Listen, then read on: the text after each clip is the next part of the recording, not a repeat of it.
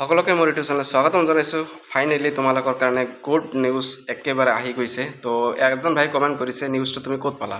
তো again video' বনাব লগা হৈছে জাষ্ট মানে দেখাবৰ কাৰণে নিউজটো মই ক'ত পালোঁ। তোমালোকৰ যদি টুইটাৰ আছে টুইটাৰত অ'পেন কৰিবা, টুইটাৰত গৈ তোমালোকে চাৰ্চ কৰিবা হিমন্ত বিশ্ব শৰ্মা। তো চাৰ্চ কৰিবা, চাৰ্চ কৰাৰ পিছত আপোনালোকৰ এনেকুৱা ফেচ আহিব। ফেচৰ 14 মিনিটত আগত এটা মানে বস্তু পাব্লিছ কৰিছে। এই তোমালোকে ইয়াত চাবা 29 মিনিট এতিয়া হৈ গ'ল। এতিয়া তোমালোকে চাই লোৱা higher secondary results will be declared on 28 April may best wishes to all students appearing for the exam. 110টা ৰিপৰ্টছ আহিছে। তাৰপিছত এই তোমালোকে কমেণ্টবিলাক চালে গম পাবা। ঠিক আছে, এই কমেণ্টবিলাক চালে তোমালোকে গমেই পাবা।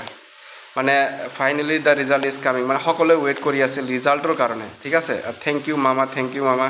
মই আপোনালোকক যিকেইটা ভিডিঅ' আপলোড কৰিছোঁ, যিসকলে মোৰ ভিডিঅ'কেইটা চাইছে সকলোকেইটাত মই জাষ্ট এটা মানে ন'টিছ দিছিলোঁ যে ৰিজাল্ট সম্বন্ধীয় আমাৰ শিক্ষামন্ত্ৰী ছাৰে ক'ব নোৱাৰিব যেতিয়ালৈকে মানে আমাৰ মামাই কৈ নিদিব। যেতিয়ালৈকে মামা ক'ব তেতিয়ালৈকেহে বস্তুটো পাব্লিছ হ'ব।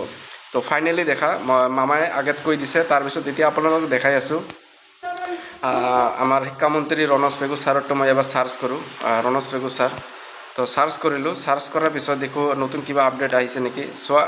মানে ৰণোজ পেগু ছাৰে এতিয়ালৈকে একো মানে আপডেট কৰা নাই। ঠিক আছে, ৰিজাল্ট ৰিলেটেড তো একোৱেই দিয়া নাই। 1 আৱাৰ আগতে এইটো পাব্লিছ কৰিছিল।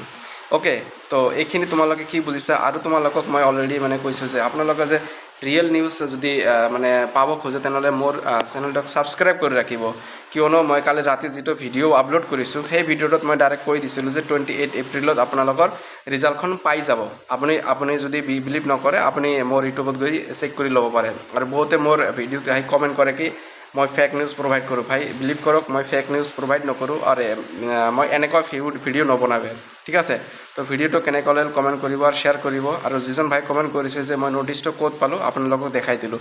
তো এতিয়া আপোনালোকৰ বিলিভ হৈছে, তো এটা লাইক কৰি যাবা, এটা কমেণ্ট কৰি যাবা। ঠিক আছে, আৰু ভিডিঅ'টো যিমান পাৰে আপোনালোকে শ্বেয়াৰ কৰি দিয়ক যাতে সকলোৰে টেনশ্যনটো নাই কৰি দিয়ক। ঠিক আছে।